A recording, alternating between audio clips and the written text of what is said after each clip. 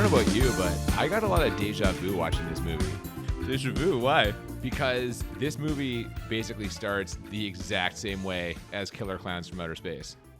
Oh, you're right. It does have a very similar people going out for a date at the point kind of feel to it, doesn't it? Weird love triangle with a police officer and an old lover and new lover. Spaceship or something crashing onto the Earth. Kids go investigate. It was like the exact same fucking movie. Shit. Yeah, no, that's fair. That's a very good connection. And I wonder if I'm going to hate this just as much as I did Killer Clowns. Oh, come on now. Oh, Killer Clowns disappointed me so much. I was thinking about it the other day.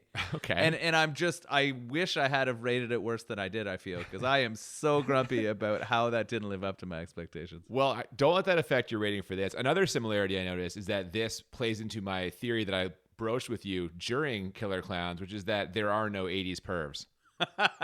There's just yeah. I don't agree with that theory. There are definitely pervs in the 80s. Disagree completely. Yeah, well, not every single person in the 80s was a perv. No, but every 80s movie that we've seen, college-age kids, teenagers, they're just out there just trying to get some. And that's true of our main characters in this too. Or are they the main characters? I don't even know. This movie's all over the place. You make it sound like this is a sort of, I don't know, like Animal House or American Pie kind of movie. You don't get those vibes in there a little bit? I mean, it could have went that direction. It's definitely not focused on that. No, it's not. Welcome to Bad Movies and Beer. I'm Cooper. I'm Nolan. And we are discussing Night of the Creeps, which is a 80s horror sci-fi kind of movie. Yeah, it's hard to define it as a genre because it definitely takes pieces of both. It's not particularly scary, so horror is kind of a challenge, but it kind of fits in there with some of the themes that we see. There were some jump scares. That's true. They did try to work in some jump scares. You're right. No, but you're right. It's not exactly, like at no point was I personally scared in the watching of this movie. Yeah, I was never scared, but that doesn't mean I didn't have fun. Well, there you go, and that's kind of the whole point. So we, as always, are going to talk about the movie. We'll talk about all the things we liked, all the things that were ridiculous. And, we're also going to enjoy some beer while we do it. And what are we drinking today? We have a beer called Thrillsner. I know you're really excited about this one. This is from a brewery close to us called Grain and Grit, and it's a dry hop Pilsner. Oh, 2 weeks in a row. Let me tell you, after all the IPAs and stuff from the first half of this season, just to be able to do 2 in a row that are Pilsners, I am just on cloud 9. Yeah. We together both find the beers for the movies, but you for sure try to find those ones that you know are going to fit into your beer wheelhouse. That's okay. I think slowly we'll convert you to an IPA man eventually. It's gonna happen. Never gonna happen. It's gonna happen. Never gonna happen. Grain and Grit is a really cool place. We can talk about it a little bit later, but they opened up in an old muffler shop. Minute Muffler was, I think it was called, and they have the big door that opens up still, and they created a really neat space for people. That's cool, man. And I've personally had this beer before, and I am looking forward to enjoying it right now. What do you say we crack it open and get into this? Yeah, let's get into it. We start with the opening credits. We have some ominous synth sounds. And the title kind of slowly comes into focus. The letters are kind of moving across the screen, but it isn't until they separate from each other that we see Night of the Creeps. Really fucking slow. Like, this is the time when you get, like, every single person who worked on the movie. It felt like a solid 7 minutes of intro as those letters were coming apart. And then it pops us into a sewer? Yes, we fade into it. It looked kind of like a sewer. I knew you were asking about that. It's actually an alien spaceship. And we have 2 aliens chasing a third one, and my God, these aliens.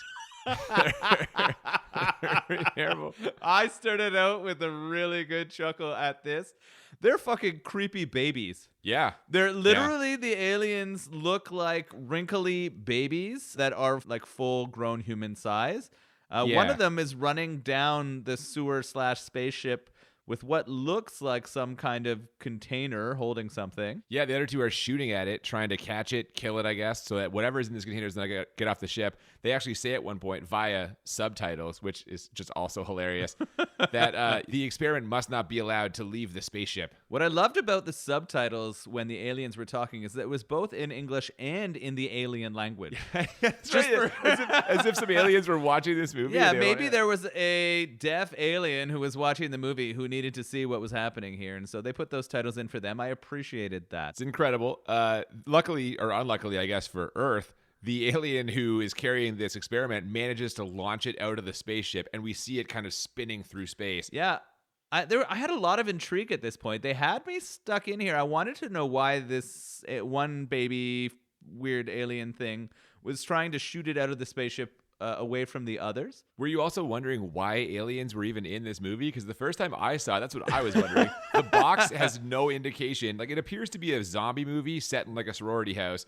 When I first started watching this and like these aliens showed up, I was like, did I put the wrong fucking disc in? Like, what are we doing? I had never seen the cover, so I didn't know what to expect. So once this popped in here, I was like, okay, we're getting a sci-fi movie. And it even zooms out from it and shows a ship not too different from sort of the ships from Star Wars. I was like, okay, well, the Night of the Creeps is going to be a science fiction movie. But that's literally the last we see of the spacecraft, of the aliens. There is no mention of them at all. No, I know. And I kind of wish there was a little more. Yeah, I mean, it sort of, if nothing else, it's an interesting beginning. The fact that we kind of back away from it makes this movie all the stranger.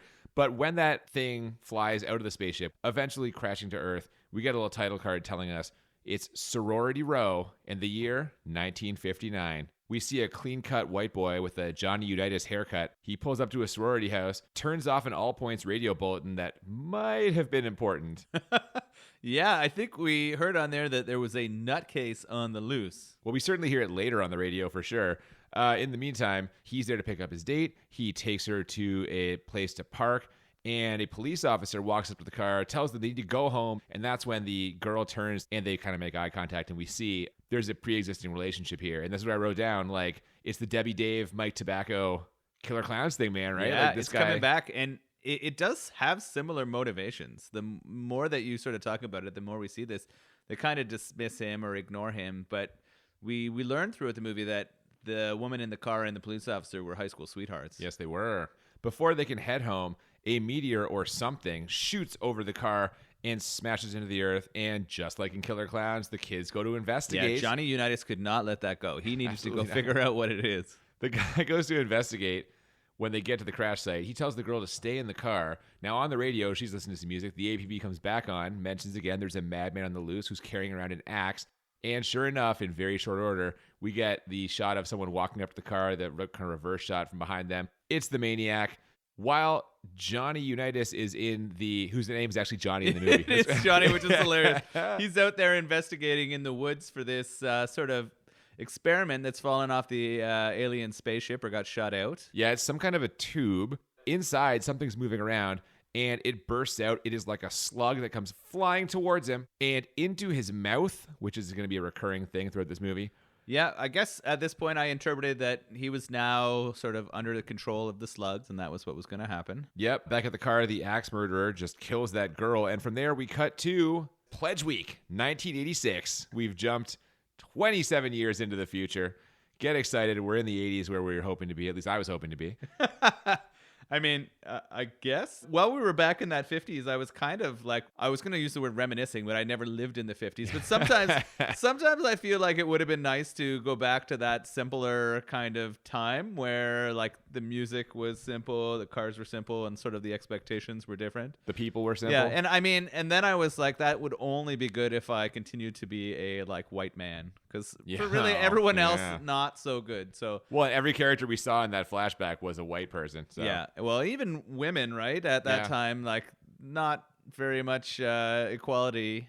This is going to be a terrible segue, but when we get back to the 80s, we meet a couple of bitchin' guys on the prowl. Well, I feel bad about this transition. They describe themselves as bitchin' guys, which is amazing. That's not me saying that. No, that's the actual words they use, and it is pretty hilarious. Walking down the street, looking out. What are they looking for?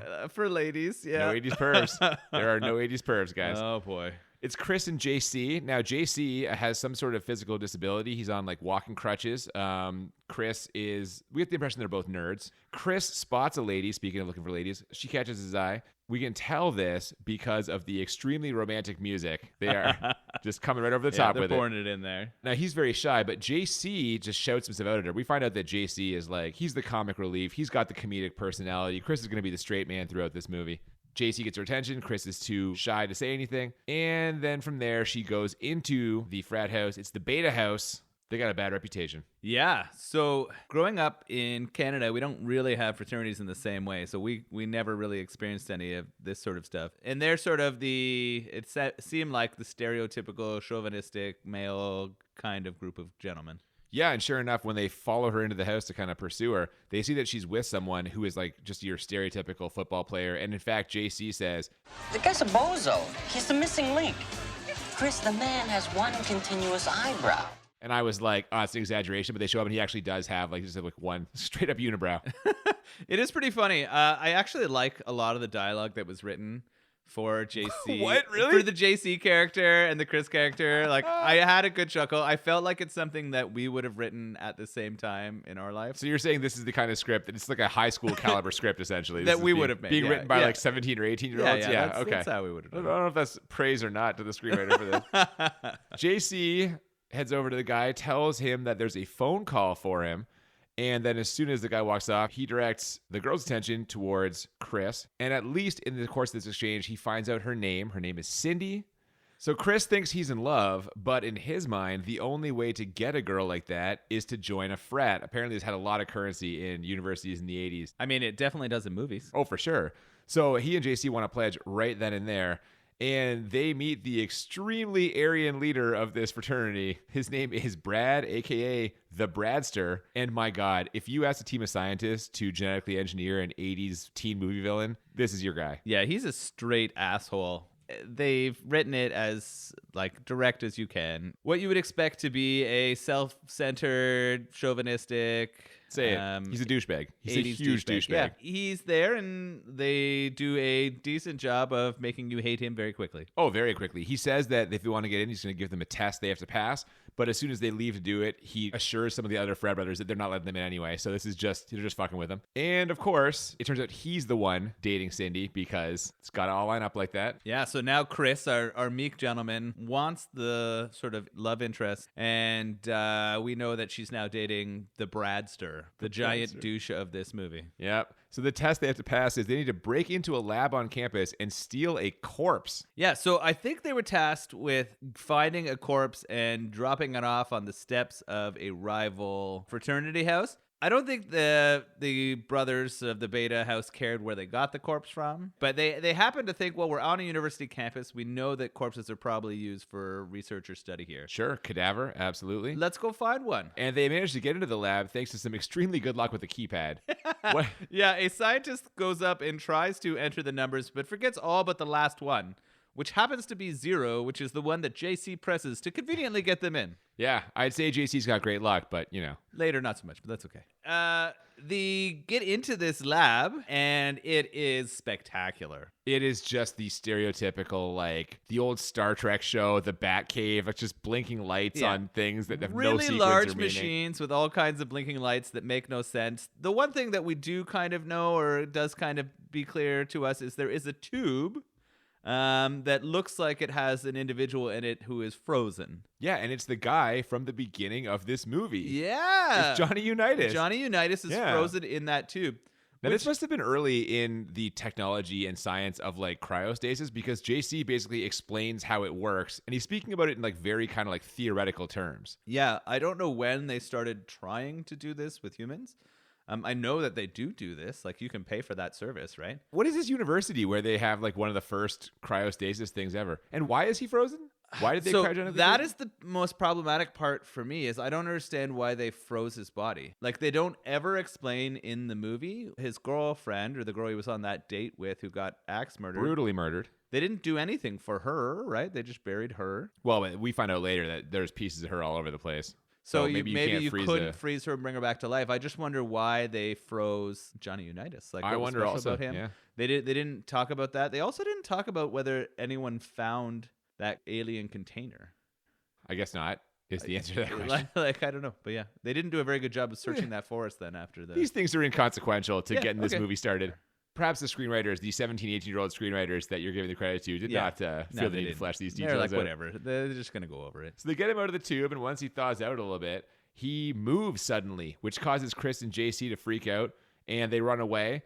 The scientist who was trying to get into the lab comes back, finds the body just like laying on the ground, wearing some flesh-colored underwear because apparently they needed to freeze him so they wouldn't show his dong when they thawed him out. Yeah, I don't know. Maybe that's protecting his genitals, hoping they're going to work later. I don't know. Why did it need to be flesh-colored? I don't know. Come on, man. It's ridiculous.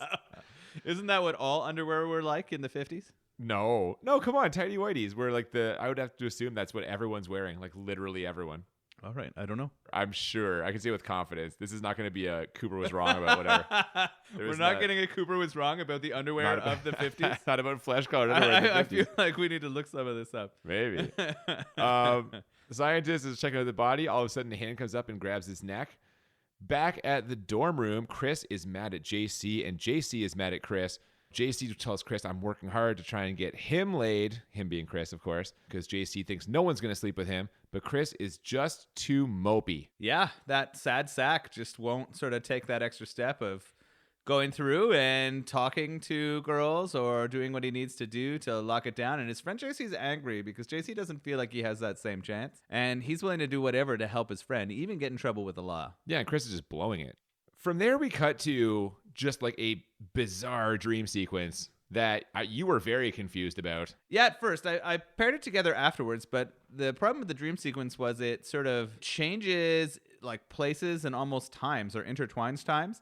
So it starts out on a beach, and you've got an older gentleman in a tux. 80s horror legend Tom Atkins. Yeah, and he gets the and Tom Atkins at the start of this movie, which is kind of nice. All white suit. All white suit. He's got the mustache, the sunglasses on, and he's sitting there. I think he's smoking a cigarette on the beach, and all of a sudden, a woman starts to appear out of the water. And it's the girl from the beginning of this movie, the one who was brutally axe murdered. The one that he was in love with, right? His high school sweetheart. And I was having trouble connecting that until we transition to the next scene. Yeah, we all of a sudden, he stands up as if to go see her. And then when he stands up, he's in a police officer's uniform. And we're back in that footage from the beginning of the movie in the 1950s. He finds this axe murderer just hacking this girl up. The murderer turns around and it is a corpse. And as soon as the murderer turns around, you see the corpse. Tom Atkins bolts awake in his chair. This phone is ringing. He answers the phone and he uses his catchphrase, which is the reason why we're drinking this beer. Thrill me, he says when he answers the phone. Yeah, he throws that in there a few times throughout here. And it definitely makes sense that you chose this beer for that reason. Definitely. We find out that he is a detective now, and the phone call is about that lab break-in. So he arrives on the scene, but he's a little confused because there's supposed to be two bodies, and there's only one there. Yeah, he gets there. He's throwing out some very stereotypical cop kind of conversation and language. He's shitting on all the people underneath him for how poorly they handle the scene. Yeah. And he's sort of angry that there's only one body there. The grad student scientist is clearly dead. In between scathing sarcasm, he threatens one of the officers there that if he can't give him some answers, he's going to play Poo Patrol with his nightstick. Yeah, he threatened to rape him with his He's going to sodomize it with the nightstick. Yeah, that's... Perhaps a touch extreme. But how could that corpse go for a walk? Yeah, he literally just says... Corpses that have been dead for 27 years do not get up and go for a walk by themselves. And then we cut to exactly that happening. It's the frozen body just kind of walking down the street. And we also see the Bradster, whose license plate on his car literally says Bradster. Would you ever hope to have like a Cooper man? Coopster? A Coopster plate? No. I think you should try to get the Coopster plate. Oh my God. It's got to be owned by somebody. And if not, you just got to convince them to turn it in so that it can become I don't even want to find out because if it is available, I'm probably going to get it. I hope you do. The Bradster.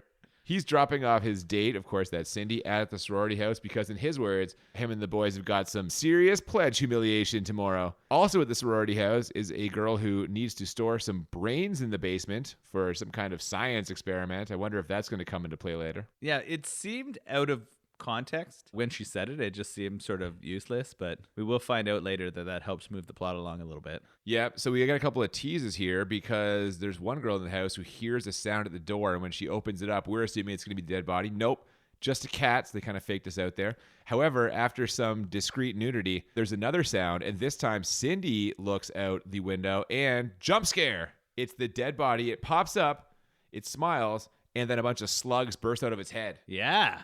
Is that the first kind of zombie look we've seen in this movie? Yeah, I mean, other than the corpse like grabbing the scientist, we don't really see its face though. This is even at that time, its face didn't seem zombie-ish, right? It was frozen before it had turned there. He definitely has that zombie appearance, and then all of a sudden his head explodes, and all those snail-like creatures, which we assume are the things that came from the alien spaceship squirm around. Yeah, man, and the sound they make. Yeah, it's kind of gross. It sounds very creepy. Yeah.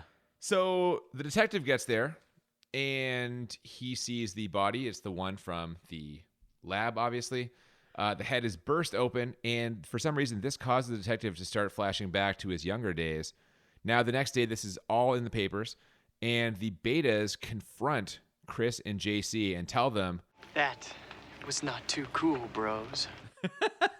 Yeah, because they've been tasked with putting that corpse down, they thought that JC and Chris were responsible for that, but JC and Chris tell them, we chickened out, man. yeah, they thought that they just fucked it up and put it at like the sorority house by accident. Brad's mad about this, and when they go to leave, he trips JC, and that is not cool, bros. So he's out of there, but on his way out, he asks Cindy, "You coming, babe?" And she flips him off and gets a standing ovation. Yeah, that was pretty nice. She did the old, like, crank up the middle finger move. slowly, yeah, yeah. the sort of slowly bring it up. And, I mean, by standing like a couple of the women in the crowd appreciated that she told him to fuck off because he was being a D-bag. Well, But, as we've talked about, the Bradster is yeah, is he's kind a of a douche. dick. A giant hot douche. He really is. So now, luckily, Chris finally gets to meet Cindy, except as soon as he does, the cops grab them. They've got some questions about those bodies. You see a janitor in the lab saw Chris and JC running out of there. And in the course of this interrogation, we get just like a huge meta joke from JC, meta joke / foreshadowing, where he says, "I'd rather have my brains invaded by space aliens than join a fraternity." They're just putting it out there for us. Yeah, they're just throwing it on the table here. This is a pretty horrible interrogation scene. We've got a lot of garbage sort of accusations from the cop and the cops. Some of the lines, I was just rolling my eyes at super hard. Yeah. And then we have the repeated line from the janitor who saw them. Was it screaming like banshees? Yeah, he just keeps saying, they ran out screaming like banshees Screaming over like and over banshees. again. And then Yeah. you're just like, oh, it's so bad. He's tickled by it. Now, the detective, it seems like, might be kind of believing them. He's kind of staring out. We can't really read him just yet. Yeah, I think he senses that they're not the kind of kids who could, like, desecrate a corpse, I guess. I don't know. I No, don't you think can he tell that senses- just by looking at them. These are not. These are. He doesn't, yeah, he just senses that they're not the ones who sort of did this. Meanwhile, the lab victim, the scientist who discovered the body that was walking around, he gets up and he walks out of this building right past a police officer who, because the cop is like looking at a fucking chart or something, doesn't even look up and is just like, "I'll see you tomorrow." Like walks right past. Yeah, he just gets up right out of the morgue, walks by an officer who just sees someone leaving and says, "See you tomorrow." And you're just like, really? Yeah, that part was a little unbelievable, especially because he's like, his neck has basically been slit. He's like, blood's pouring out of his neck. Well, yeah, he's in mid. It looks like he's in mid autopsy. It even had like scissors or a tool attached to him that was coming off. And actually, I thought that makeup was kind of cool. But Well, there you go. yeah, He returns to the lab where, unfortunately, the janitor, who is still chuckling about them, screaming like banshees, ends up getting murdered. The janitor's dead now. after he screams like a banshee. Oh, They irony. make him have a giant banshee scream There right you when he go. sees it come. So they really set that one up. We also see that a ton of these slugs are on the move. We see them constantly skittering around the ground, although they haven't really come into play too much just yet. The Bradster tries to patch things up with Cindy. He doesn't like that she has opinions. He says, "That's what I get for going with the psych major." So it's just some real This misogynistic is when shit they're here having a from the Bradster. conversation on a payphone, which is pretty awesome. Most people who listen to this probably know what a payphone is, but some may not have ever even experienced that, which is hilarious. It seems like the only phone in the whole sorority was a payphone. And actually, I love this. Took me back to my childhood when Brad called the sorority house and one of the girls answered. And he had to ask for Cindy, and the girl had to yell, "Cindy, phone." I was like, "Oh my god!" Nobody. It's like does I'm 9 that years anymore. old again. Yeah, it never Nobody- happens. No one shares a phone. It's never gonna be a thing, man. Yeah, exactly. What are you talking about? She doesn't go for it, obviously, him being a huge dick, so she hangs up. And the scene ends with the missing cat from the sorority house coming back, except it's been zombified. The cat is like now like a weird kind of half dead. These effects were not great. Yeah, the like missing face, they were okay. Like they were kind of believable in terms of like zombie, but they weren't excellent. I don't know. I didn't think it looked good. The dog later on looks better. There's a dog later on. Yeah. Spoiler. Well, Holy we're fucking full Look of at spoilers. this Come guy. on. The detective gets another phone call, presumably about the janitor, I guess. Meanwhile, Cindy has now run right into the arms of Chris. They go for a walk, her, Chris, and JC, and she has some very valid questions about the 2 zombies that she has personally witnessed. JC's making jokes. Cindy gets a little upset, so Chris puts his arm around her, and this part was fucking great. He puts his arm around her. He's a little taller than her, so she can't see, like, he's out of her field of vision, and he's just fucking celebrating. He just won the goddamn Super Bowl with, like, to JC behind her back. She's pouring her heart out. She's, like, emotionally distraught, and he's so excited he's got the arm around her. That's hilarious. That's hilarious and wildly accurate. He's, like, fist pumping while she's in her sort of traumatic state because he's holding her and comforting her. Yeah, JC now, sensing that maybe Chris is on the verge of a little something romantic here, excuses himself and goes to a washroom in one of the school buildings. Unfortunately for JC, that zombie janitor, the janitor's a zombie now because of the slugs, he is stalking the halls and chooses that bathroom. Yeah, this is where shit gets real bad for JC. He's sitting there just finishing up his business when he hears the disgusting sound of slugs coming out of the head of someone. That really graphic, like, slurping sound. Yeah, he opens the stall door and sees it's the janitor. Now, I was thinking about this. What's worse, in your opinion? He opens the door and sees all the slugs burst out of the janitor's head, or you're in there taking a shit and the janitor busts in, like zombie janitor. What's worse to you? Probably in the immediate, the zombie janitor. Having that sort of looming over you, but knowing how fast and likely it was for those things to take over your body, I guess the slugs in the long term were the bigger threat. Well, and that's kind of what happens. He's got a matchbook. He tries to, like, light it on fire. I'm not really sure what he was going for there, but, like, he puts it down on the ground, and one of the slugs who's skittering by touches the fire and, like, immediately dies. Yeah, well, as soon as he lights the fire to the matchbook, I was like, this guy needs to light up, like, a toilet paper it's roll right there. or something. It's right beside him. Like, he's got lots of material that he could be lighting up and creating a way to defend himself from these things, but he doesn't do that. One of the things that was, like, I had questions about were these sort of slug alien things. Like, they were really fast. Yes.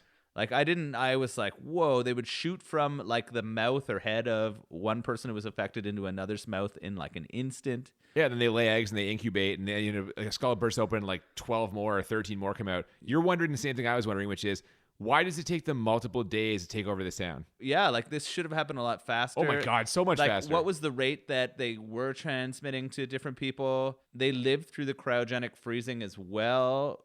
There's a whole bunch of questions about this. I guess we can't go too deep into it, or we would get lost in the movie. Huh? Again, I think if the screenwriters weren't worried about this, we shouldn't worry about it either. But JC tries to get out of there, but he ends up basically crawling along the floor, just surrounded by these slugs, and that is not good. We don't know his fate, but we just assume things are good. Well, we find it out pretty quickly. Cindy feels crazy about everything that she's seen or thinks she's seen. She invites Chris to a formal that is tomorrow night. And I love this. Was a great exchange. I love this. He's like, Yeah, but, what about Brad? Brad's an asshole. I know that. just like right away. So dismissive. She nailed it. Oh, Brad yeah. deserved it. That guy's fucking garbage. Yeah, so tomorrow night it is.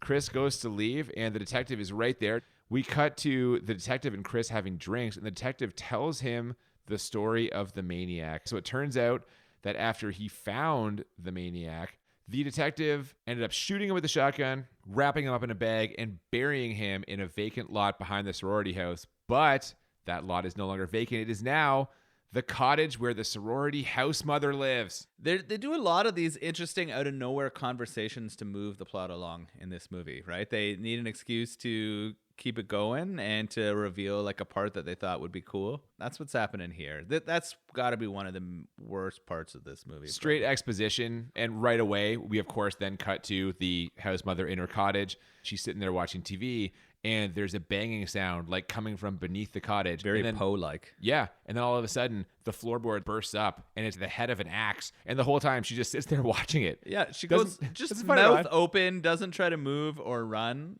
Doesn't make a single sound. Must have No. been a non-speaking part. If she had made a sound, they would have had to pay her extra. So they just And they like, sound. yeah, I'm just stand there serious. quietly. That's gotta be what it is. Like, how did she not try to run away in any form? Not even a little bit. She just sits there. Oh, I wonder what that could be. It's something busting up the fucking floor of your house. Get the fuck out of there. Well, and then it's interesting because she gets taken down with an axe right through her face. oh, right through her Like, face. it's pretty graphic. You see the sort of animation of the splash on the TV screen of the blood.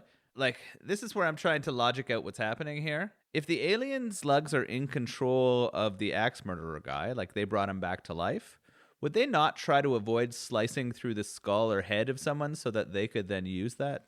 Okay, but here's the better question. They don't bust out of the frozen guy until 1986 because he's frozen.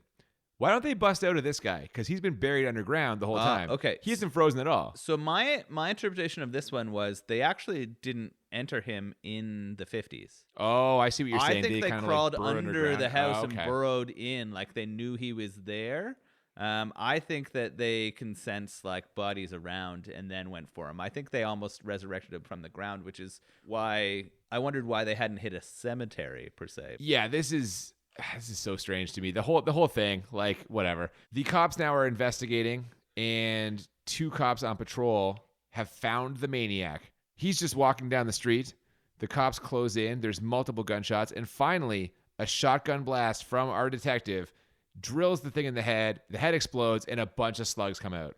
What I liked about this scene was the smile that the corpse makes before he shoots him in the head. There's like that little glimmer of recognition, and the zombie corpse guy gives him a little smile and before he gets that shotgun to the head. So that was kind of, I like that clever sort of play there. The slugs, of course, just crawl by all the cops. They don't care at all. Yeah, and they don't, like, that's what I don't get. These slugs are constantly on the people, and they just choose not to infect them at that point. I don't get it. understand. Yeah, that happens several times, right? And of course it happens so many times. when they're near our like protagonists, Cindy and Chris. Yeah, so the next day, it's the night of the big formal, and we get a getting ready montage.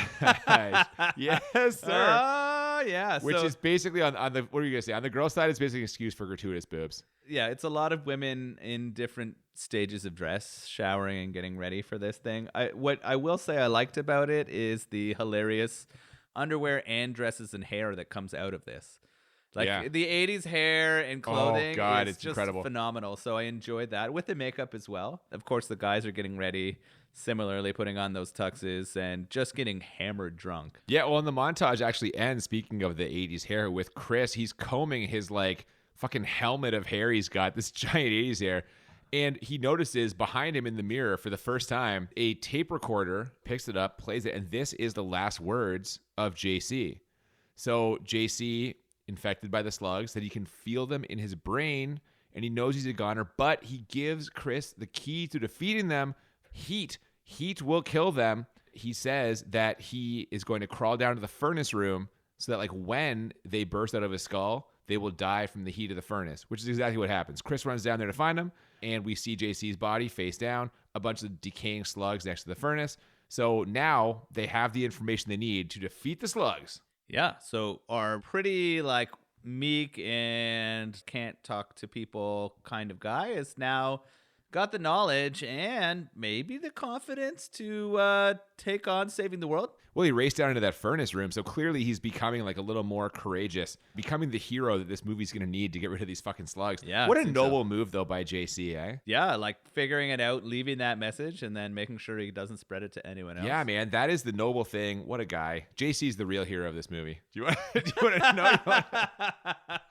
I mean, we're not going to argue against that. He did everything he could to get his friend Chris love. He like sacrifices himself to provide knowledge and great wingman. Yeah. This guy is a winner for sure. He also has the like wittiest lines, and also he's doing all of this overcoming a physical disability. So for me, it's interesting because I didn't like the fact that he had those crutches through the movie. Like it didn't change my interpretation of his character in any way. Like I think what you want when you're making movies and you have people who are of different abilities or have different things that are like unique about them is you just have them have regular characters. Like you don't make whatever that is about them a central part of their character. Oh, but he mentions it though when he says funny as a crutch. And then I'll tell you the truth. He pokes it a little bit, yeah. The real reason, here's the truth. The real reason he's able is to make Brad seem like more of a dick. Because Brad trips him, and that's a lot worse. It was just to make the other guy more evil. It's to put heat on Brad. Yeah. 100%. That's what that is. Speaking of Brad, we cut to the Bradster, and he is taking it hard. This whole dissolution of his relationship with Cindy, the fact that he's not taking her to this formal, he's drinking, he calls Cindy a bitch. And then he sees one of these slugs, and when he bends down to look at it, I don't know about you, I was expecting slug jumps out of the bushes. They faked us out again. They were setting that up. But instead of that slug jumping out of the bush and getting him, a dog comes up. Yeah, and the best part about this is the shot of the dog like walking up to him it's a real dog, looks totally normal. It's not until he turns his head towards the dog that now we've got the like zombified dog effect, which makes sense, right? It's a very fast transition from regular dog to zombified dog. Well, the slug jumps out of his dog's mouth into Brad's mouth, and it catches him by surprise. You can tell from the eyes. We get that like surprised, shocked look with the big eyes that we end up seeing later on in the movie also. Yeah, Bradster's fucked. He sure is. From there, we cut to the detective who is in the middle of trying to kill himself, I guess. Yeah, this is dark. It looks like he's trying to like sort of drown his sorrows. He's got some hard alcohol. He's sitting on the couch. And we can kind of hear, and we get later confirmation that he's got the gas on his stove. And I don't know if he's trying to like carbon monoxide poison. Yeah, he duct taped the seal around his door so no air can get out. Yeah, so he's just trying to poison himself in there. Guess so. The memories maybe got a little too much. But there's a knock on the door, and it's Chris, and he's got all the details about the slugs and how they work and what's happening. And the detective grabs his shotgun, and we're off. But first, they go to get a standard police issue flamethrower. Is that a thing? That is interesting. I don't know whether the police force would have a flamethrower or not. It's definitely something you'd have in like most army or military places, or maybe even in like a military surplus. You might be able to find one. But I don't know why a police service would need flamethrowers. I don't know either. I think this may just be something for this movie to help. Again, so many things in this movie seem to just be here just to kind of move things along. From there, we see a party bus where all the frat boys are having a good time. But as they are driving, the driver sees in the middle of the road the dog, that zombie dog, not realizing it is a zombie dog whose brain is filled with alien slugs. The driver swerves to avoid it. How dare he not know that? I say it out loud. It sounds ridiculous. Yeah. He crashes the bus, and the bus is completely totaled, flipped on its side, and we see a shot of the dog kind of like walking into the wreckage. So we know what's going to happen. The dog's bringing the slugs with it. Back at the sorority house, Zombie Brad knocks on the door, and we know the frat boys are going to be right behind him. Yeah. So this is where they call Cindy because the girl opens the door and sees Brad there. Doesn't pay attention to his sort of zombified face or changes. Sorry to interrupt you, but she says, very funny, Brad, like he's playing a joke. She thinks he's got some kind of like made up whatever on. I don't know. That's fair. And so she calls Cindy. Cindy comes down. But she does not even look at Brad. She just takes him by the hand and kind of walks him out onto the porch, which, again, like it's the cop walking by the dead body. Like, how are they not noticing this person? It's ridiculous. I mean, she's doing it in her like trying to bring him down gently. Like she's trying to be sort of loving, and she takes him by the hand and sits him down. And it's not until what happens that she notices he's a zombie. Oh, yeah, man. Slugs just start popping out of his mouth like a goddamn slot machine paying off. It's unbelievable. It's one after the other. And that's when Chris shows up and basically tells her, get the fuck away from him. And then she looks, realizes he's been zombified. She moves. Chris blasts him with the flamethrower and melts Brad's head. This was pretty fucking good, actually. I like the way they set up how evil he was. And then had Chris, the new hero, come down and save... Well, I'm not going to say his girl, but save Cynthia. Oh, if she's not his girl yet, she will be in about fucking 10 minutes. Yeah, the love connections in some of the movies we watch are pretty hilarious. How quickly those things can turn. Over and over again. It's the same thing. Yeah. I think they've known each other at this point for like literally 23 hours. Whatever. It's fine. So at this point, it's time for Chris and the detective to kind of clear the yard, as it were. Detective runs inside the house. Chris stays with Cindy. They notice all of the frat boys from the bus crash coming towards the house. And this is where the detective delivers just the line of this movie. It's the tagline, and they work it into the movie. He tells the sorority girls, I got good news and bad news, girls. The good news is your dates are here. What's the bad news? They're dead. Yeah. That's a great line. Actually, this sequence is my favorite in the entire movie. Oh, we get like the siege on the sorority house? Yeah, the siege on the sorority house, it now feels like a zombie movie. Cops got the inside kind of locked down, trying to get all the girls together to get them to safety. Trying to. Yeah, which is not easy. And then we got Chris and we got Cynthia working together out on the front lawn to prevent him from getting in there. Yeah, and the cop, I mean, he almost bites it a couple of times. These zombies are just bursting through the doors and windows of this house, each one more gloriously mulleted than the last. It's like a parade of 80s hair zombies is coming through here. I hear 80s hair is coming back.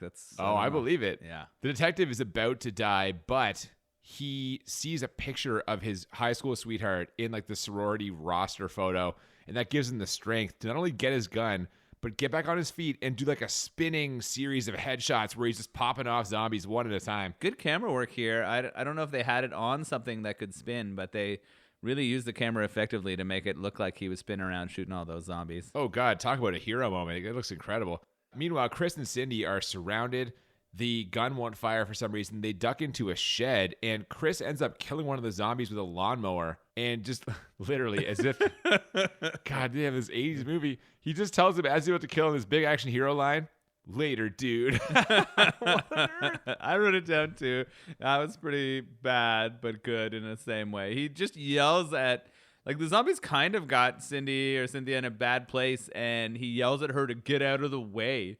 And she manages it so that he can run it over with the lawnmower. The two of them working together pretty well to take down these zombies. Luckily, they're not getting attacked by the alien slugs, really. No, those slugs are pouring into the basement of the sorority house. Chris asks Cindy, what's in there?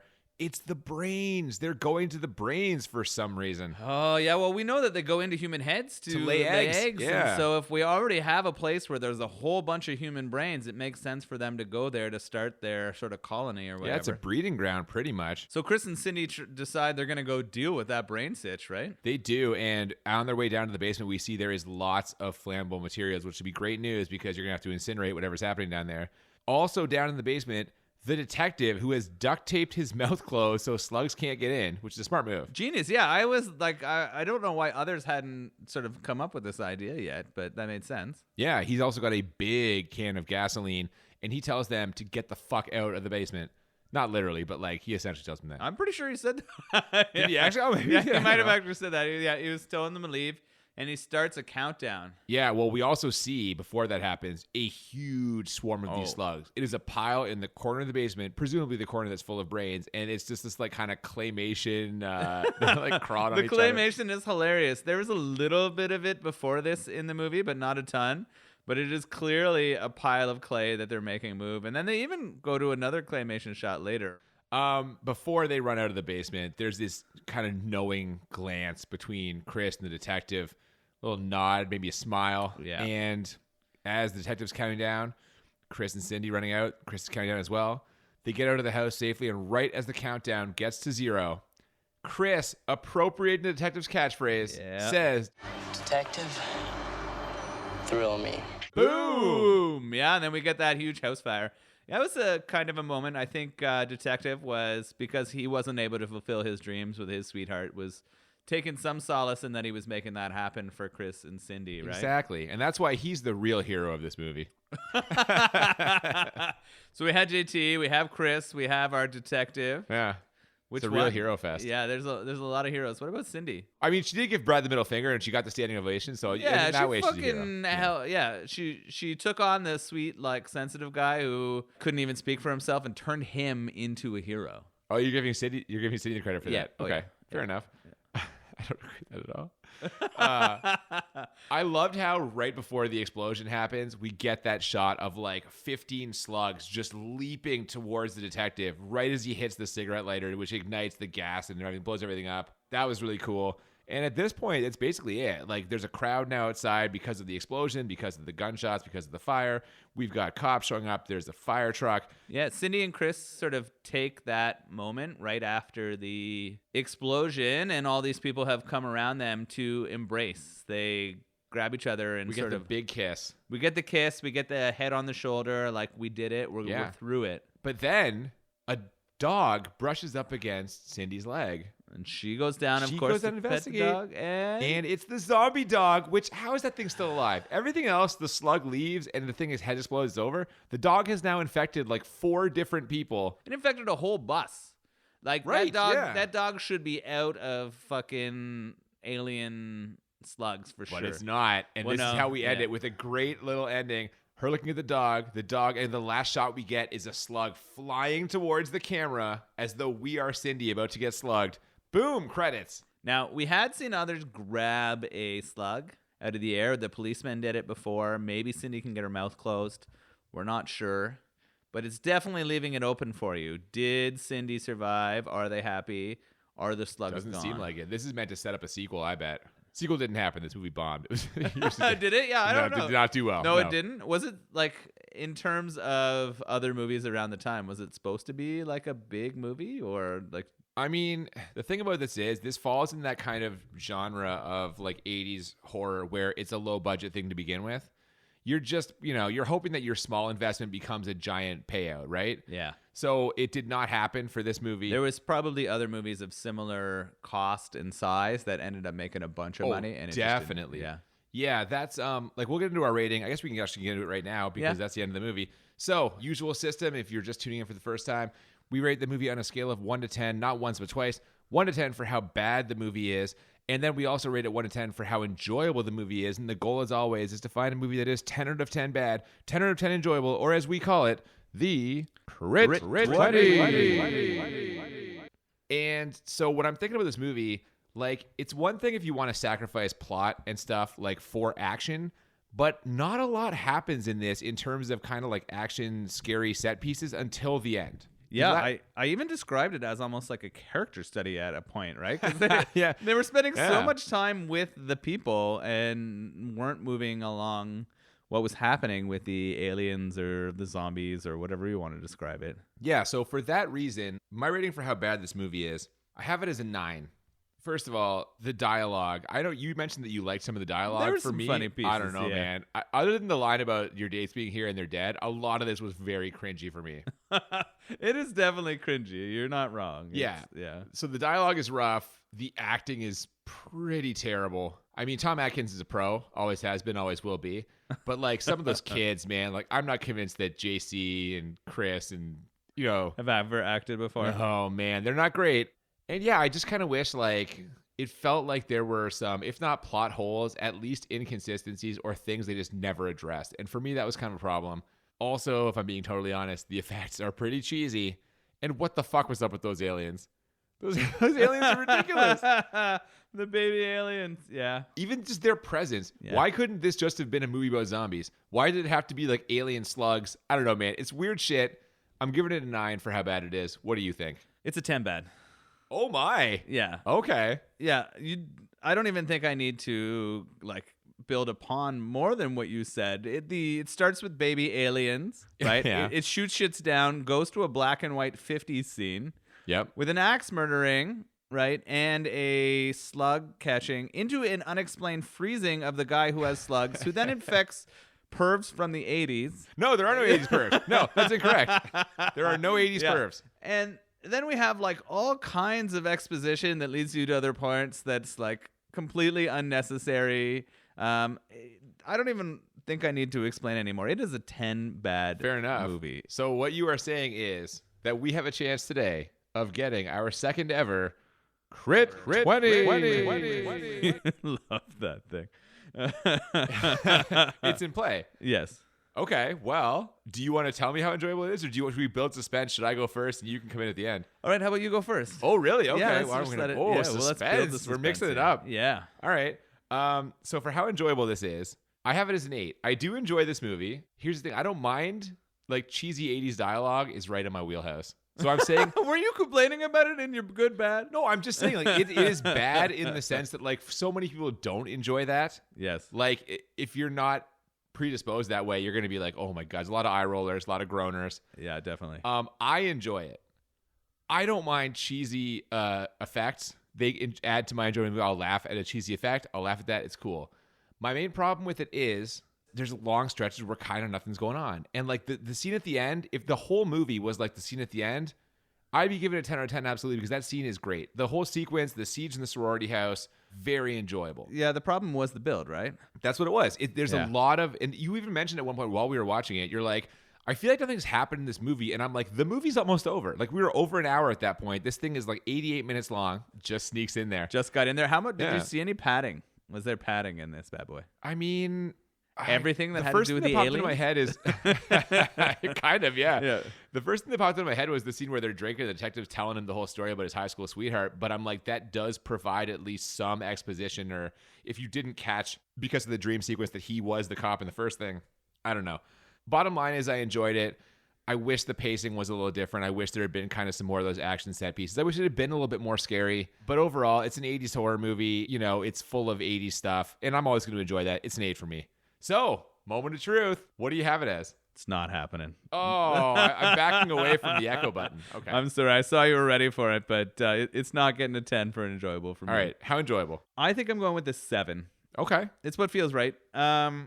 I, like you, enjoy some bad 80s puns. Absolutely.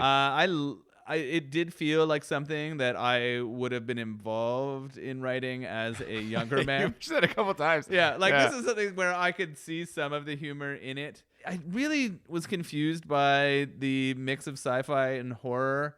Maybe they're trying to look for another way to sort of start the zombie side of it, but you're right. The last 20 minutes of the movie are by far the best. Definitely. Right? Like, if it was more of that, even if it was half and half. Like, this feels like a really bad Evil Dead. That's not necessarily a zombie movie, but in terms of like the way that they balance out the action and the things that are happening in it and the story you're connecting with people, I definitely prefer that more movement and action focused kind of sort of centered movie like that. So I'm going to say for me, it's a 7 enjoyable. I mean, overall, a couple of nice scores there, though. Yeah, 17 not bad or scores. 17. Yeah. Not bad. If you're a fan of 80s cheese, Night of the Creeps, it's yeah, definitely watch it. It's schlocky and enjoyable. Speaking of enjoyable, how about the beer? The Thrillsner from Grain and Grit. I love it.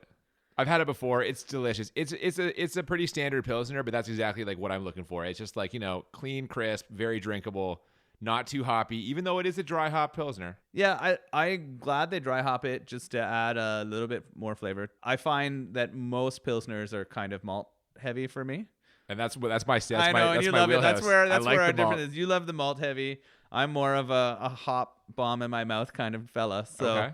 I like the Thrillsner. It's a beer that it was refreshing, and I definitely enjoy drinking it. So if you like Pilsners or want to try some beer from Grain and Grit, Thrillsner is definitely a good one. Yeah, and again, that's Hamilton, Ontario, Canada. You're going to have a delicious double dry hopped IPA next week when we watch one of the just historic bombs of the 21st century. We're watching Catwoman next week.